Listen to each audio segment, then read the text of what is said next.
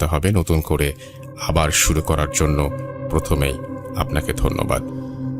আমার নাম আজাহার, কানাডার অন্টারিও একটা ইউনিভার্সিটিতে পড়ছি। এর আগে আমার দুটো ঘটনা প্রচার করা হয়েছিল, তার জন্য আপনাকে ধন্যবাদ। পড়াশোনার ফাঁকে আগে আমি একটা ক্যান্ডি স্টোরে কাজ করতাম। সেখানেই আমার এক ফ্রেন্ডের কাছে শোনা ঘটনা, যার কাছ থেকে এই ঘটনাটি আমি শুনেছি, তার নাম হচ্ছে রবার্ট। রবার্টের একজন কাজিনের সাথে মূলত এই ঘটনাটি ঘটে। তার কাজিন কেভিন থাকতো আমেরিকার নেভারাস্কায়। কেভিন ইউনিভার্সিটি অফ নেভারাস্কায় পড়াশোনা করত। ডর্মে জায়গা না পাওয়ায় তাকে একটা বাসা নিয়ে আলাদা থাকতে হতো। তার বাসা ছিল ইউনিভার্সিটি থেকে কিছুটা দূরে, বাস স্টপ পর্যন্ত 5 মিনিট হাঁটার রাস্তা, তারপর 10 মিনিটের বাস জার্নি। তার নেইবারহুডের আগে একটু বর্ণনা দেওয়া দরকার। শহরের একটু বাইরের দিকে মূলত ছিল এই নেইবারহুড, এবং তুলনামূলক একটু উঁচুতে, কারণ পাশেই একটা বেশ উঁচু টিলা ছোটখাটো পাহাড়ের মতো ছিল। সেখানে বিকেলে অনেকে হাঁটতে যেতেন, বিশেষ করে সামারের সময়। সেই পাহাড়ের চূড়োতে দাঁড়িয়ে থাকলে নিচে তাকালে পুরো শহরটা দেখা যায় রাতের বেলা, যা অবিশ্বাস্য মনোরম একটা দৃশ্যের সৃষ্টি করে। ঘটনা হচ্ছে কেভিনের গার্লফ্রেন্ডকে নিয়ে। কেভিনের গার্লফ্রেন্ডের নাম ছিল অ্যালিস। অ্যালিসের সাথে প্রায় তার সম্পর্ক 6 মাসের ছিল। কেভিন পছন্দ করত অ্যালিসকে। তারা অন্য কাপলদের থেকে অনেক আলাদা ছিল। পড়াশোনা থেকে শুরু করে সবকিছু একই সাথে করত। বলতে গেলে কেভিনের প্রচণ্ড ভালো লাগা কাজ করত অ্যালিসের প্রতি, কিন্তু মুখ ফুটে কিছু বলতে পারত না। ঘটনার দিন অ্যালিস কেভিনের বাসায় আসে। তারা ওই দিন মুভি দেখে, ডিনার করে।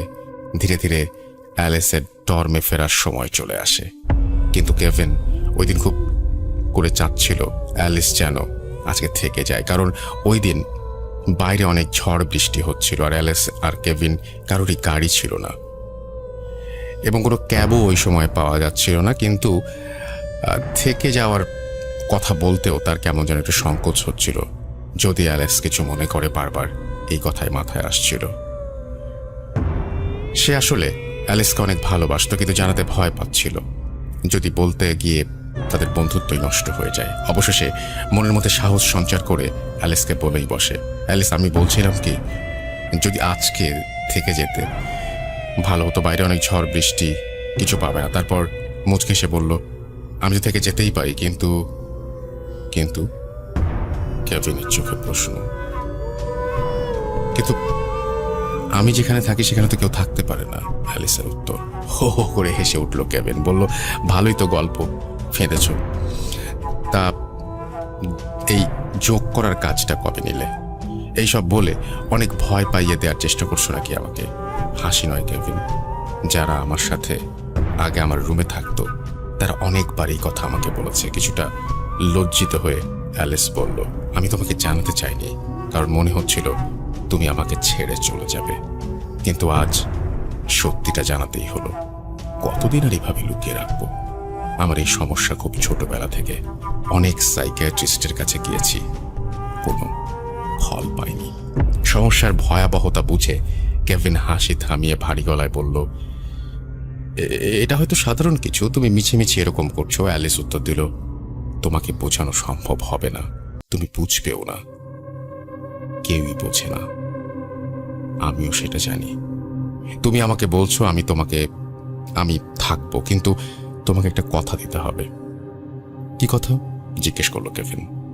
যদি দেখো আমার মধ্যে কোনো অস্বাভাবিকতা এসেছে, তাহলে আমাকে ছেড়ে তুমি লিভিং রুমে চলে যাবে। কোনো কথা বলার চেষ্টা করবে না আমার সাথে। বের হয়ে যাওয়ার সময় দরজার নিচে নবের একটা চেয়ার ঠেকিয়ে যাবে, যাতে আমি বেরোতে না পারি। কথার মাথা মুন্ডু কিছু বুঝতে না পেরে কেভিন তাতেই সায় দিল। রাত 12টা নাগাদ তারা শুয়ে পড়ল। শোয়ার সাথে সাথেই অ্যালিস গভীর ঘুমে তলিয়ে যায়, কিন্তু অ্যালিসের কথা তার বারবার মনে হচ্ছিল, আমাকে ছেড়ে লিভিং রুমে চলে যেও। এই কথা কেন বলল অ্যালিস? বিড়বিড় করে বলল কেভিন, যেন নিজেকেই প্রশ্ন করল। তারপর অ্যালিসের দিকে তাকিয়ে দীর্ঘশ্বাস ফেলে ঘুমানোর চেষ্টা করলো। যথারীতি কেভিন ঘুমিয়েও পড়লো, কিন্তু হঠাৎ কিসের জন্য শব্দ, ঘুমটা ভেঙে গেল। চোখ পিটপিট করে বোঝার চেষ্টা করছে ঠিক কত সময় ঘুমিয়েছে সে। বাইরে বৃষ্টিও থেমে গেছে। ফোনের সময় দেখে 2:40। অ্যালিসের দিকে ফিরতেই তার শরীর বেয়ে রক্ত হিম করা একটা অনুভূতি বয়ে গেল। দেখল বিছানার এক কোণে অ্যালিস সব চুল ছেড়ে তার দিকেই তাকিয়ে আছে। খুব তির্যক তার দৃষ্টি। একটা নীলাভ আবছা আলোক ছটা অ্যালিসকে ঘিরে রেখেছে যেন। অ্যালিস, এত রাত হয়েছে, বসে আছো কেন? শুয়ে পড়ো, কাল সকালে 8টায় ক্লাস। কেভিন কাঁপা কাঁপা সুরে বলল। অ্যালিস আস্তে করে কেভিনের উল্টো দিকে মুখ করে শুয়ে পড়ল, কিন্তু কিছু বলল না। কেভিন শুধু তার ভারী নিঃশ্বাসের আওয়াজ শুনল এবং সে অন্যদিকে ফিরে শুয়ে পড়ল। কিন্তু তার ঘুম আসছে না। অজানা ভয়ে বারবার কেঁপে উঠছে। মনে হতে থাকলো অ্যালিসকে উঠিয়ে দেবে, ভালো মতো জিজ্ঞেস করবে কি হয়েছে, কিন্তু অ্যালিস বারণ করেছে বিধায় কিছুই করলো না। এই ভাবতে ভাবতে সোজা হয়ে শুতে সে যা দেখলো তা কেউ দেখতে চাইবে না। সে দেখলো তার নাকের অল্প কিছু, অর্থাৎ কয়েক ইঞ্চি উঁচুতে অ্যালিস বাতাসে ভাসছে। কেভিনের দিকে মুখ করে ঠিক তার শরীরের ওপর। ভয়ে কেভিন পুরো অবশ হয়ে গেল।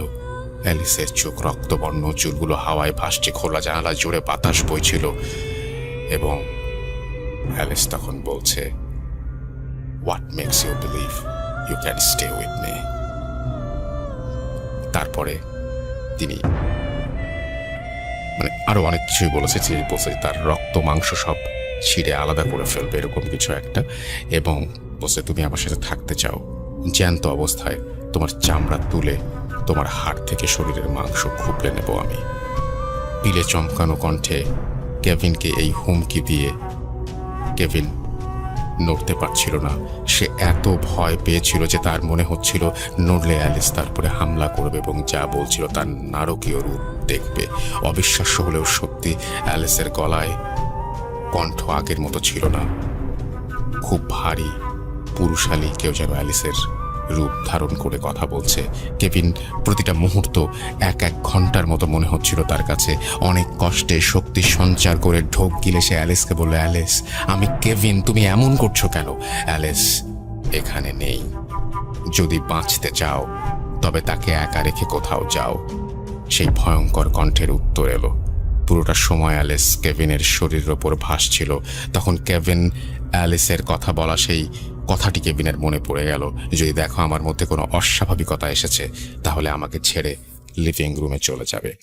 তারপর অনেক সাহস শক্তি সঞ্চার করে অ্যালিসকে বা অ্যালিসের রূপ ধারণকারী সেই মানুষটিকে কাঁপা কাঁপা স্বরে বলল, ঠিক আছে অ্যালিস, আমি লিভিং রুমে যাচ্ছি, তুমি ঘুমিয়ে পড়ো। আমি অ্যালিস নই, গর্জে ওঠে সেই অবয়ব। কেভিন ধার্মিক ছিল না, বলা চলে একটু নাস্তিক ধরনেরই, একটু অ্যাগনস্টিক যাকে বলে আর কি। কিন্তু অ্যালিসের এই রূপ দেখে সে ঈশ্বরকে ডাকতে শুরু করলো। মনে প্রাণে ঈশ্বরকে ডাকার কারণেই হয়তো বা ধীরে ধীরে অ্যালিস কেভিনের থেকে দূরে সরে যেতে লাগলো। রুমের একদম কোনায় গিয়ে সে মাটির ওপর দাঁড়িয়ে পড়ল। তারপর তার চোখ দুটো আংটার মতো জল জল করছিল। তারপর সে কেভিনকে দরজার দিকে আঙুল তুলে বেরিয়ে যাওয়ার ইঙ্গিত করলো। কোনো কথা না বলে কেভিন ধীরে ধীরে রুম থেকে বেরিয়ে যায়। তার একবার মনে হচ্ছে তাকে সে কি পালিয়ে যাবে, কিন্তু বন্ধুকে রেখে সে কোথায় যাবে, কার কাছে সাহায্য চাইবে? তাছাড়া তার মনে হচ্ছিল অ্যালিস তার কোনো ক্ষতি করবে না। সে লিভিং রুমের সোফায় জড়সড় হয়ে বসে সব চিন্তা করছিল আর মনে মনে ঈশ্বরকে ডাকছিল। তার বেডরুম থেকে অ্যালিসের ভারী গলার গগন বিদারী চিৎকার ভেসে আসছিল, আর সাথে জিনিসপত্র ভাঙার আওয়াজ। অ্যালিসের সাথে থাকতে চাইলে তোমাকে মরতে হবে, আর মরতেই হবে। নারকীয় কণ্ঠে অ্যালিস এই বলে চিৎকার করতে থাকে। ধীরে ধীরে সময় বয়ে যেতে থাকে। ভোর হওয়ার একটু আগে ভারী পায়ে আওয়াজ শুনতে পায় কেভিন। কেউ যেন খালি পায়ে প্রচণ্ড আক্রোশে মাটি ঠুকতে ঠুকতে এগিয়ে আসছে লিভিং রুমের দিকে। মর্মান্তিক পরিণতির কথা চিন্তা করে কেভিন ইতোমধ্যেই শিউরে উঠল। হেঁটে আসতে আসতেই ভারী কণ্ঠ অ্যালিস কেভিনকে বলতে থাকে, আংটিটা ড্রয়ারেই রেখেছ তুমি, অ্যালেসকে তো কাল প্রপোজ করবে ইচ্ছা ছিল তোমার, তাই না? এই বলে বিচ্ছিরি অট্ট হাসিতে ফেটে পড়ে। এক পিশাচ ফাঁদে আটকে পড়া এক শিকারের সাথে মজা নিচ্ছে হত্যা করার আগে। অ্যালেসকে বিয়ে করতে চাও? শুনে রাখো, কালকের পর থেকে অ্যালেসের সাথে তুমি আর কোনো যোগাযোগ করবে না, করলে তোমার পরিণতি হবে ভয়ঙ্কর। এই বলে আবার হাওয়ায় ভাসতে থাকে, ভেসে ভেসে সিলিংয়ের কাছে চলে যায়। পিঠে ভর দিয়েই সিলিংয়ের একদিক থেকে অন্য দিকে যেতে থাকে। এটা দেখে শক্ত নার্ভের কেভিনও একসময় সেন্সলেস হয়ে যায়, তার জ্ঞান ফেরে পরের দিন সকালে। অ্যালেসই তার জ্ঞান ফেরায়। একটু ধাতস্থ হয়ে সে অ্যালেসকে রাতের সব ঘটনা খুলে বলে। অ্যালেস কোনো উত্তর না দিয়ে সব শুনে চুপ করে থাকে। সেদিন বিকেলেই অ্যালেস কেভিনের সাথে তার সব সম্পর্ক ছিন্ন করে। কেভিন তাকে আটকানোর অনেক চেষ্টা করেও পারেনি, চেষ্টা আমিও কম করিনি। কেভিন, এই অসহ্য বিভীষিকা কেউ কেন নিজের ইচ্ছায় বয়ে বেড়াবে? অ্যালিসের উত্তর। এই বলে সে কেভিনের জীবন থেকে সম্পূর্ণ হারিয়ে যায়। অনেক খোঁজ করেও তার কোনো সন্ধান পায়নি কেভিন। আর একদিন হঠাৎ কেভিনের মনে পড়ে অ্যালেস পোজেস থাকা অবস্থায় বলে যাওয়া একটি কথা, আংটিটা ড্রয়ারেই রেখেছো তুমি। অ্যালেসকে তো কাল প্রপোজ করবে, তাই না? সত্যি সেদিন, যেদিন অ্যালেস তাকে ছেড়ে চলে যাবে, সেদিনই সে ঠিক করেছিল অ্যালেসকে প্রপোজ করবে, সারা জীবন সঙ্গী করার জন্য। এই কথা কেউ জানত না, এমনকি তার বেস্ট ফ্রেন্ডও না। অ্যালেসকে সারপ্রাইজ দেওয়া ছিল তার উদ্দেশ্য। কেভিন ঠিক করে রেখেছিল সেদিন সন্ধ্যায় পাহাড়ের চূড়ায় উঠে সে অ্যালেসকে প্রস্তাব দেবে, কিন্তু সেটা নিয়ে চিন্তা করাও বৃথা। অ্যালেস আগে থেকে কিভাবে জানলো? আসলে কি তার সাথে অশরীরী কেউ ছিল যে অ্যালেসের সাথে অন্য কাউকে সহ্যই করতে পারে না? নাকি এটা শুধুই একটা মানসিক রোগ? আশা করি লিসেনাররা এর উত্তর দিবেন। ঘটনাটি আমাদের কাছে একটু অদ্ভুত লাগবে, কারণ ঘটনাটি অন্য একটা দেশের একটা সিচুয়েশন এটা, এবং অন্য একটা দেশের কনটেক্সটে লেখা। সো বুঝতেই পারছেন যে আমাদের কালচারের সাথে অনেকটাই মেলে না ব্যাপারটা। কিন্তু আপনি খালি আমি এই ঘটনাটা পড়েছি একটা কারণেই, সেটা হচ্ছে অনেক সময় দ্বন্দ্ব থাকে না আমাদের মনে হয় যে না, এটা আসলে মানসিক সমস্যা। অনেকে বলেন যে না, এটা আসলে উনি পোজেসড। আমার একটা কোয়েশ্চেন থাকবে, এই ঘটনাটার ভালো মন্দ কোনো কিছু বিচারে করবেন না, এটা আমার রিকোয়েস্ট। ঘটনাটা শুনুন। এটা আমাদের দেশে হলে হয়তো অন্যভাবে হতো। এটা হয়তো হতো আপনার বন্ধুর সাথে বা আপনার প্রিয় মানুষটির সাথে, যাকে আপনিও হয়তো প্রপোজ করতে চান, তার সাথে হয়তো অন্য কোনো একটা পরিস্থিতিতে আপনার এই ঘটনাটা ঘটতো। হয়তো আপনার বন্ধু বা আপনার কাছের কারোর সাথে এরকম ঘটতে পারে যে তিনি এরকম একটা অস্বাভাবিক আচরণ করছেন। কি মনে হয়, এটা কি মানসিক সমস্যা, নাকি এই সমস্যা আসলেই ব্যাখ্যাতীত, অলৌকিক? Voot.com. The fear returns with Russell.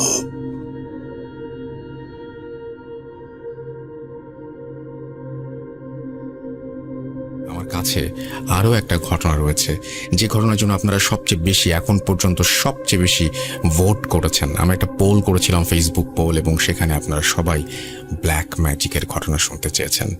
এখন শুনবো সেই ব্ল্যাক ম্যাজিকেরই ঘটনা। চলুন শুনে আসি।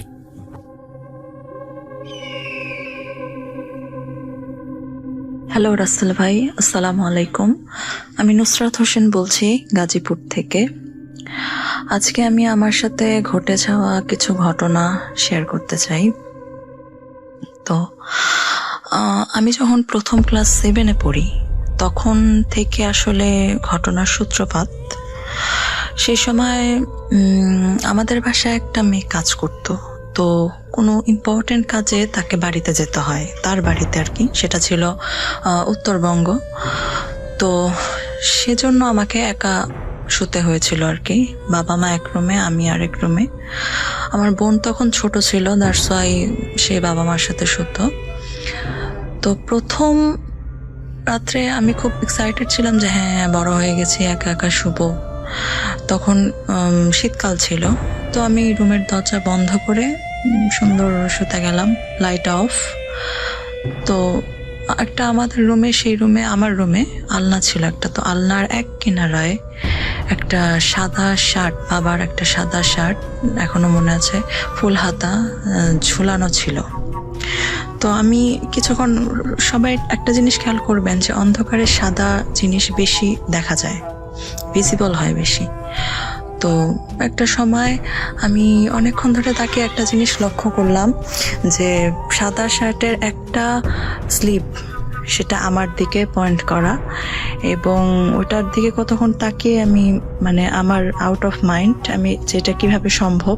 আমি তখন ছোট ছিলাম, তখন অত কিছু ভাবি নাই, জাস্ট লেপ মুড়ি দিয়ে কিছু সূরা বলতে বলতে ঘুমিয়ে গেছি। সকালবেলা এটা আমার মাথায়ও ছিল না, এবং এটা কি ছিল আমি মনে করলাম মানে কোনো কিছু একটা হবে, হয়তো এটাকে অতটা গুরুত্ব দেইনি। বাট মেইন ঘটনা শুরু হয় যখন আমি আমার গ্র্যাজুয়েশন ফার্স্ট ইয়ারে, তখন থেকে মেইন ঘটনার সূত্রপাত। সেই সময় আমি আমার বোনের সাথে থাকতাম আমার রুমে। তো একদিন শুয়ে আছি, মশারি টানানো ছিল। তো প্রথম রাত্রে দেখলাম যে আমার পায়ে কেউ টোকা দিল, এবং সাথে সাথে আমার ঘুম ভেঙে গেল। পাশে আমি ভাবলাম যে আমার বোনেরই পা হয়তো লেগেছে, এজন্য জাস্ট এরকম একটা ফিলিং হলো যে পায়ে কেউ টোকা দিয়েছে। তো আমি অতটা গুরুত্ব দিইনি। সেকেন্ড রাত্রে সেম একই ঘটনা, এবং সেটা ছিল আরো বেশি স্পষ্ট এবং আরো বেশি জোরে টোকাটা ছিল। তো আমি হুট করে সাথে সাথে ঘুম থেকে উঠে দেখলাম যে আমার বোনের পা যেখানে আছে সেখান থেকে টোকা দেওয়া, ওভাবে যে আঙুলে সাধারণত টোকা দেওয়া এক জিনিস, আর পায়ে পা লেগে ওই ফিলিংসটা হওয়া আরেক জিনিস। তো এটা টোটালি ইম্পসিবল ছিল। আচ্ছা, যাই হোক, এগুলো আমি ততটা গুরুত্ব দেইনি। বাট তখন থেকে আসলে মেইন জিনিসগুলোর সূত্রপাত। তো ধীরে ধীরে দেখলাম যে আমার সন্ধ্যা হলেই ভয় লাগা শুরু করতো। নিজের চুল আঁচড়াতে পারতাম না, চুল খোলা দেখলে, কালো চুল দেখলে আমার ভয় লাগতো। সারাদিন আমি ভালো থাকতাম, ভার্সিটি, কোচিং এগুলো নিয়ে বিজি থাকতাম। বাট যখন বাসে আসতাম সন্ধ্যাটা হলেই আমার রাজ্যের ভয় এসে আমাকে হানা দিত। তো ঘটনার শুরু প্রায় প্রত্যেক রাতে আমি নানা রকম জিনিস দেখতাম। যেরকম এক রাতে দেখলাম যে কিছু ছোট ছোট বাচ্চার কঙ্কাল, কিছু ছোট ছোট, যেরকম মামি টুতে আমরা দেখে থাকবো যে কিছু কিছু ছোট ছোট পিগমি টাইপ কঙ্কাল, এগুলো আমার দিকে তেড়ে আসছে। আমি সাধারণত লাইট অন করে সবসময় ঘুমাতে যেতাম, বাট সেদিন আমি ঘুমিয়ে যাওয়ার পরে আমার মা লাইটটা অফ করে দেয়। তো হুট করে মাঝরাতে আমার ফিলিং হয় যে মানে কিছু আমাকে দেখছে। তো এক কোণা থেকে দেখলাম অসংখ্য ছোট ছোট এরকম কঙ্কাল আমার দিকে হানা দিচ্ছে, আমাকে ভয় দেখাচ্ছে। আমি যখন এগুলো দেখতাম, আমার একটা প্লাস পয়েন্ট ছিল, তখনই চোখটা বন্ধ করে আমি আয়াতুল কুরসি পড়া শুরু করতাম, এবং দেখলাম যে আয়াতুল কুরসি পড়ার সাথে সাথে সেগুলো ভয় পাচ্ছে। বাট এগুলো এরকম না, পিছিয়ে যাচ্ছে, আমাকে অ্যাটাক করার জন্য একবার আসছে আবার পিছিয়ে যাচ্ছে। তো আমি সাহস করে উঠে লাইটটা অন করি, দেখি কিছুই নেই। আরেক রাতে দেখলাম যে সেদিন ওই রাত্রে ওই আর কি ওই মাসটা রমজান মাস ছিল। তো আমি ঘুমিয়েছিলাম আমার বোন পাশে। দেখলাম যে আমার ড্রেসিং টেবিলের উপর একজন লোক বসে আছে, আরেকজন লোক আমার দরজার পাশে হেলান দিয়ে দাঁড়িয়ে আছে। যে লোকটা ড্রেসিং টেবিলে বসা সে খুবই হাট্টাকাট্টা, স্বাস্থ্যবান, হেলদি ছিল, এবং যে দরজার পাশে কিনারায় হেলান দিয়ে, সে একবারে জাস্ট লাইক, মানে এরকম শুকনা, এরকম অ্যানারক্সিক মানুষ সাধারণত হয় না, এরকম শুকনো একবারে পাটকাঠির মতো সে দাঁড়িয়েছিল। দুইজনেই ঝলমলে পোশাক পরা, এবং দাঁড়িয়ে দুইজনেই আমার দিকে দৃষ্টি করা। ওদের দুইজনের মুখ বোঝা যাচ্ছে না। আমি দেখে যখন এগুলো দেখতাম, আমি কোনো কিছু বলতে পারতাম না, মুখ দিয়ে আমার কথা বের হতো না, আমার সারা শরীর ঠান্ডা হয়ে যেত, বোবায় ধরা টাইপ এরকম একটা ফিলিংস আমার হতো। আমি যে কাউকে পাশে শুয়ে থাকা অবস্থায় কাউকে যে ডাকবো, সেই শক্তিটাও আমার থাকতো না। আমি চোখ বন্ধ করে আল্লাহর নাম নিতাম, আয়াতুল কুরসি পড়লাম। দেখলাম যে আস্তে আস্তে ছোট হতে হতে এগুলো জাস্ট ভ্যানিশড হয়ে গেল। বাসায় অনেকবার জানানোর পরেও আমার বাবা মা কোনো গুরুত্ব দিত না। তো এটা আমার কাছে খুব উইয়ার্ড লাগতো। কেন? এটা কি শুধুই প্যারানর্মাল কিছু, নাকি এর পেছনে আরো অন্য কোনো রিজন আছে? তো মাঝখানে একটা কথা বলে রাখা ভালো, আমার যিনি হাজব্যান্ড এখন, তার সাথে আমার দেখা হয় স্কুল লাইফে। সো স্বাভাবিক একটা 9-10-এর মেয়ে যখন কোনো রিলেশনে জড়িয়ে পড়ে, ওটা অবশ্যই তার প্যারেন্টস ভালো চোখে দেখবে না। সো তার থেকে, আমার হাজব্যান্ডের থেকে আমাকে আলাদা করার জন্য আমি শুনেছিলাম ক্লাস 10-এ থাকতে আমার বাবা তাবিজ করেছিল আমাকে, এবং সেটা ছিল, আমার বাবা, এখানে বলে রাখা ভালো, সবসময় 5 ওয়াক্ত নামাজ পড়তো। তিনি একজন, আমার বাবা মা দুইজনই সরকারি কর্মকর্তা। তো সেই সুবাদে আমরা কোয়ার্টারে থাকতাম। তো আমাদের বিল্ডিংয়ের এক বিল্ডিং পরেই ছিল কবরস্থান। আমি শুনেছি যে, ওদেরকে আমি সরাসরি বলতে শুনেছি যে আমার বাবা 2 কবরের মাঝখানে তাবিজ পুঁতে দিয়েছিল আমাকে আমার হাজব্যান্ডের কাছ থেকে আলাদা করার জন্য। এবং এখানে মজার বিষয় হচ্ছে, সেটা কাজও করেছিল। আমরা সেপারেটেড ছিলাম about 1 year। With god grace আমরা আবার রিইউনাইটেড হয়েছিলাম বলতে হবে অ্যাকচুয়ালি, যখন আমরা কলেজে পড়ি। তো এটার কার্যকারিতা ছিল অ্যাকচুয়ালি 1 বছরের মতো। পরে আমি জানি না কিভাবে আবার যোগাযোগ হয় বা সবকিছু ঠিকঠাক হয়ে যায়, আলহামদুলিল্লাহ। তো এরপরে আমি যে ঘটনাগুলো ফেস করছিলাম, তার কিছুদিন আগে আমার ছোট মামার বিয়ে হয়েছিল, এবং সেই বিয়েতে আবার এটা জানাজানি হয় যে আমার হাজব্যান্ডের সাথে আমার সম্পর্ক কন্টিনিউ হচ্ছে। সো তারা ভেতরে ভেতরে অনেক কিছু প্ল্যান করে, এবং এগুলার ফলাফল হচ্ছে আমি যেগুলো ফেস করছি তা। তো এরকম অনেক ঘটনায় ঘটতে শুরু করলো আমার সাথে। আমি এটার জন্য কি পরিমাণ ফিজিক্যাল এবং মেন্টাল পেইনের মধ্যে দিয়ে গিয়েছি, সেটা যার উপর তাবিজ কবজ করা হয়েছে সে ছাড়া অন্য কেউ বলতে পারবে না। অন্যজনের কাছে মনে হতে পারে এটা খুবই একটা মামুলি বিষয়, বাট না, আমি গ্যারান্টি দিতে পারি যে কুফরি কালাম যে একটা মানুষের লাইফকে কতটা হেল্প করে দিতে পারে, তা আমি বলতে পারবো, গ্যারান্টি দিতে পারবো। আমার তখন ভার্সিটিতে যেতে হতো গাজীপুর টু বনানী। আমি হোস্টেলে থাকতাম না, তো এভরি সিঙ্গেল ডে আমাকে ট্রাভেল করতে হতো। 6টার সময় আমার ট্রেন ধরতে হতো, আবার আস্তে আস্তে আমার রাত 8টা। এরপরে আমি সারা রাত ঘুমাতাম না। এমনও গিয়েছে 1 সপ্তাহ 2 সপ্তাহ আমি না ঘুমিয়ে কাটিয়েছি। ভয়ে আমার ঘুম আসতো না, এবং চোখ বন্ধ করলে আমার মনে হতো আমার রুমে there's someone, কেউ হাঁটছে, কেউ কথা বলছে, এরকম মনে হতো। সারাক্ষণ সন্ধ্যা হলেই মনে হতো আমার পিছনে কেউ আছে, এরকম মনে হতো। তো একদিন দুপুরবেলা আমার মা আর আমার বোন বাজারে গিয়ে যাবে। তো সেই সময় আমার প্রচণ্ড ঘুমের মধ্যে ছিলাম। তো তারা আমাকে জাস্ট ইনফর্ম করলো যে আমরা বাজারে যাচ্ছি, তুমি দরজাটা লাগিয়ে দাও। তো আমি দরজাটা ঘুমের মধ্যে লাগিয়ে দিয়ে শুলাম। তো কিছুক্ষণ পর হঠাৎ করে উঠে দেখি আমার রুমে হাজার হাজার লোকের শব্দ, মনে হচ্ছে রুম ভর্তি মানুষ, এবং হাজার হাজার ঝিঝি পোকা ডাকার শব্দ। তো আমি এগুলো দেখে আমি অজ্ঞান হয়ে গিয়ে, আমি কাউকে দেখছিলাম না, এগুলো শুনে আমি জাস্ট অজ্ঞান হয়ে গিয়েছিলাম, নাকি আমার কি হলো আমি বলতে পারবো না। আমি জাস্ট গভীর ঘুমে তলিয়ে গেলাম। এরপরে আমার ঘুম ভাঙলো কলিং বেলের শব্দে। আমার মা আসলো, বোন আসলো। তাদেরকে আমরা যতই বলতাম, তারা আমার কথায় কোনো পাত্তা দিত না, গুরুত্ব দিত না, যেগুলো তোমার মনের ভুল। তোমার বাবা 5 ওয়াক্ত নামাজ পড়ে, ঘুমানোর সময় বাড়ি বন্ধ করে শোয়ে, সো ইটস ইম্পসিবল, এটা তোমার মনের কল্পনা বা সামথিং এরকম কিছু। তো আমি রাত্রেবেলা অনেক চেষ্টা করে আমার বোনকে আমার সাথে শুতে বললে ও শুতো না, ও আব্বু আম্মুর সাথেই শুতো। আমি একা একা শুতাম। দেখা যেত অনেক সময় আমি ঘুমাতাম না, বা চোখটা বন্ধ করলে আমার মনে হতো যে কেউ আছে। আমি দেখা যেত লাস্টের দিকে আমি পাগলের মতো হয়ে গিয়েছিলাম। বালিশের নিচে শুকনা মরিচ, রসুন, ম্যাচের কাঠি, লোহা, ছুরি নিয়ে আমি ঘুমাতে যেতাম। এবং একদিন এমনও আছে ছুরি নিয়ে ঘুমাচ্ছি, পেছন দিক থেকে একটা তাচ্ছিল্যের হাসি, সামথিং লাইক যে ছুরি নিয়ে আমাদের কি করতে পারবে তুমি, এরকম একটা হাসি। সাথে সাথে আমি ঘুম ভেঙে জাস্ট আমি মনে হচ্ছিল ছুরিটা নিয়ে আমি কাউকে খুন করবো বা এরকম ভাবে উদ্যত হলাম। দেখলাম না, কিছুই নেই, বরাবরের মতো কিছুই নেই। সো এগুলো থেকে বের হওয়ার জন্য আমি অনেক ট্রাই করছিলাম, আল্লাহর কাছে দোয়া করছিলাম, যে আল্লাহ কিছু করো, কারণ মাঝে মধ্যে আমি কাঁদতাম যে আমার সাথে কেন এগুলা হচ্ছে, কেন হচ্ছে আমার সাথে এগুলা রিজন কি।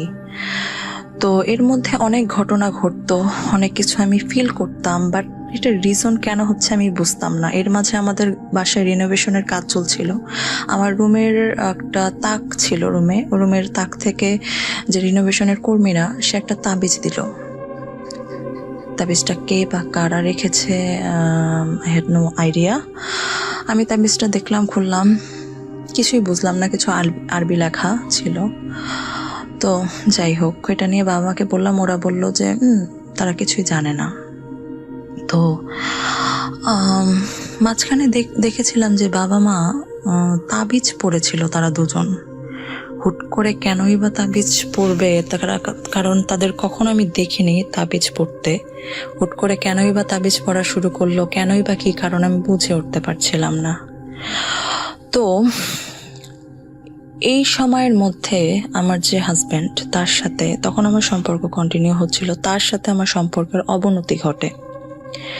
দেখা যেত যে আমি যে মেয়েটা সবসময় নিজেকে শালীনভাবে রাখতো, সবসময় অন্যদের থেকে নিজেকে একটু দূরত্ব বজায় রেখে চলতো, সবসময় তার সম্পর্কটাকে সবচেয়ে বেশি গুরুত্ব দিত, সে এখন দেখা যাচ্ছে যে ফ্র্যাঙ্কলি অন্য ছেলেদের প্রতি তার অ্যাট্রাকশন বেড়ে গেছে। ফেসবুকে হোক, সরাসরি হোক, তাকে তখন আর আমার হাজব্যান্ডকে ভালো লাগতো না, যেটা সত্যি কথা, ভালোই লাগতো না, উইদাউট এনি রিজন আমার ভালো লাগতো না। দেখা যেত আগে ফেসবুক ইউজ করতাম না, বাট ফেসবুকে আমি এখন অনেক বেশি অ্যাক্টিভ আগের চেয়ে। অনেক ছেলেদের সাথে চ্যাটিং করছি, এগুলো আমার হাজব্যান্ড পছন্দ করতো না। তো একটা পর্যায়ে গিয়ে আমি অন্য এক ছেলের সাথে ইনভলভ হয়ে যাই, এবং এই রিজনের কারণে আমাদের সম্পর্কটা ভেঙে যায়।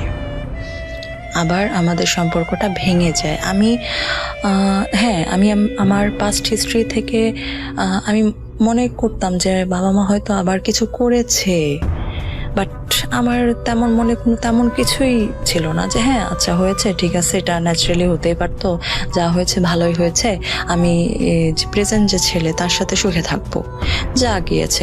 আমার তখন তার প্রতি কোনো ফিলিংসই ছিল না।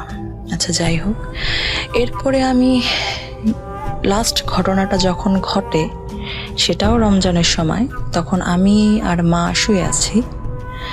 তো আমি খাটের কিনারায় শুয়েছি, মা আমার পিছে ঘুমাচ্ছে। হুট করে মনে হলো আমার সামনে কেউ। তো চোখ খুলে দেখি আমার বোন, সে চুল খুলে দাঁড়িয়ে আছে আমার সামনে, এবং আমাকে এইভাবে জাস্ট উপর থেকে দেখছে। আমি জাস্ট বুঝে উঠতে পারলাম না, কিছুক্ষণ আগে তাকে দেখলাম পড়ার টেবিলে পড়তে বসেছে, সে এখানে কিভাবে আসলো।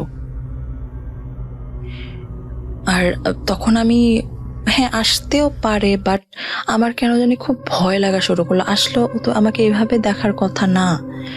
তো আমি যে পিছনে আমার মাকে ডাকবো, সেই শক্তিটুকু আমি হারিয়ে ফেললাম। মাকে ডাকতে যাব, ওই জিনিসটা দরজা দিয়ে না গিয়ে আমার খাটের কিনারা দিয়ে চলে গেল দেয়ালের দিকে, যেটা একটা হিউম্যান বিং এর পক্ষে টোটালি ইম্পসিবল। সো আমি মাকে ডাকলাম, উঠলাম, আমার বোনকে বললাম, সে পড়ছে, যেটা হওয়ার কথা ছিল, সে পড়ছে বরাবরের মতো, সে আমার রুমে যায়নি। তো এই ঘটনার পর আমি স্ট্রংলি ডিসিশন নিলাম যে না, আমাকে হুজুর দেখাও, না হলে আমি এভাবে পারছি না। আমি মেন্টালি আর ফিজিক্যালি আর পেইন নিতে পারবো না। এটাতে আমি প্রচণ্ড অসুস্থ হয়ে পড়ছিলাম, মেন্টালি ফিজিক্যালি, রাতে ঘুমাতে পারতাম না। তার উপর আমার ব্রেকআপ, ওকে সরাসরি আমি মন থেকে ভুলতে পারতাম না, আবার দেখা যেত ভালোও লাগতো না, একটা দ্বিধাদ্বন্দ্বের মধ্যে ছিলাম। তো নানুর বাসায় আমাকে এক হুজুর দেখানো হলো। সে বলল যে, উনি রিজনগুলো জিজ্ঞাসা করলো যে কি হয়, আমি কি কোথাও চলে যাই, বা রাত্রিবেলা উঠে কোথাও চলে যাই, নাকি বাসায় থাকি, বা কিরকম জিনিস ফেস করি। আমি সবকিছু ডিটেলে বললাম। তো উনি শুনলেন, শোনার পরে পানি পড়া দিলেন, বললেন যে মঙ্গলবার এবং শনিবার রুমের মধ্যে ছেটাতে এবং রুম চেঞ্জ না করতে, এবং বললেন যে ঘুমানোর সময় বুকের মধ্যে অথবা হাতের মধ্যে বিসমিল্লাহ বলে ওমর, আইন, মিম, রা, এই 3টা ওয়ার্ড লিখে শুতে। তো আমি তাই রিচুয়ালসগুলো ফলো করা শুরু করলাম এবং দেখলাম যে একটা জিনিস খেয়াল করলাম, এগুলো যেগুলো আমার সাথে হচ্ছে সেগুলো যে হুট করে রিচুয়ালসগুলো ফলো করার পর বা পালন করার পর চলে যাচ্ছে তা না, বাট যাচ্ছে গ্র্যাজুয়ালি, খুবই গ্র্যাজুয়ালি। সেগুলো এখন আমাকে হয়তো কাছে আসতে পারে না, বাট হ্যাঁ কিছুটা ডিস্টেন্স রেখে আমাকে ভয় দেখায়। তখন আমি ঘুমের মধ্যে চিল্লাই উঠতাম, নানা রকম স্বপ্ন দেখতাম, আজে বাজে স্বপ্ন। তো এরপরে আরো কয়েক মাস পরে আমি সামহাও জানতে পারি, অনেক জোরাজুরি করার পর আমার বোনের কাছ থেকে আমি জানতে পারি যে বরাবরের মতো আমার বাবা মা, আমার ফ্যামিলি আমাকে তাবিজ করেছিল আমার হাজব্যান্ডের কাছ থেকে দূরে সরানোর জন্য, এবং সেটা করেছিল আমার মামার বাসায়, আর কি অ্যাকচুয়ালি আমার নানুর বাসায়। আমার খালার সাথে এক লোক চাকরি করত, সে আরেক হুজুরকে জানতো যে থাকতো গাজীপুর টঙ্গীতে, সে জিন পালতো। সো তাকে ডেকে আনা হয়েছিল। প্রথমবার তারা নিজ দায়িত্বে তাবিজ কবজ করেছিল, হ্যাঁ এটা স্টে করেছিল, বাট এবার ওরা কোনো রিস্ক নেয়নি, সরাসরি জিনের মাধ্যমে কাজটা করেছিল। এবং নানু বাসায় সেটা 2টা জিন নামানো হয়েছিল। আমার মামা সেখানে উপস্থিত ছিল, আমার খালাতো ভাই ছিল, আর কে ছিল আমার মনে নেই, আমি জানি না।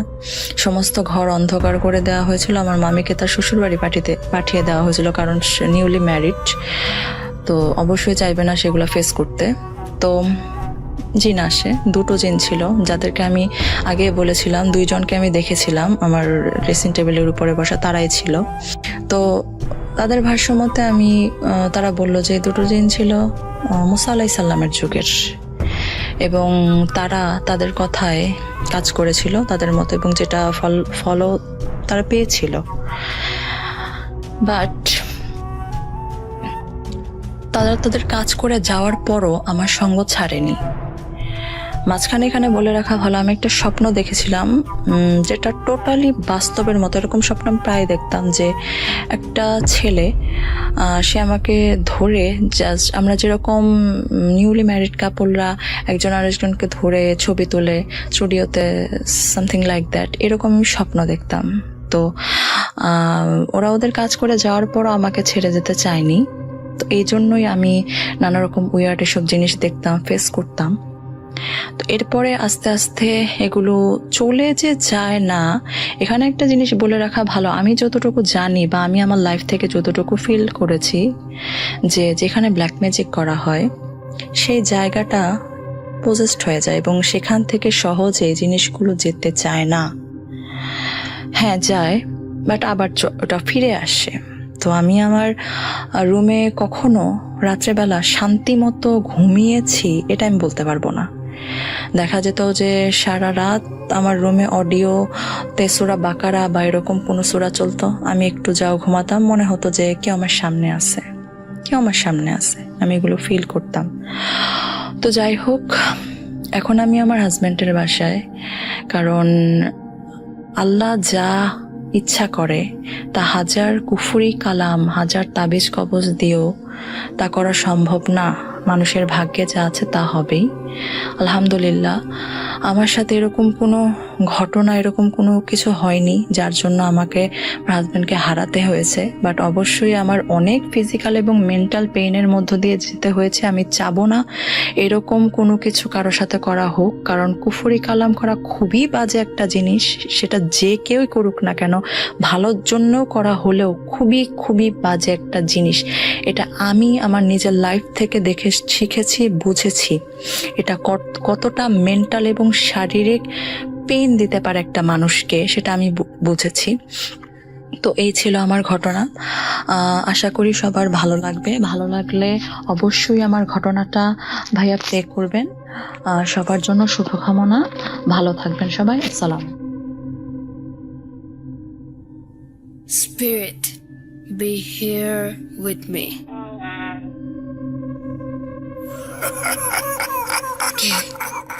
কে তুমি? ভূত,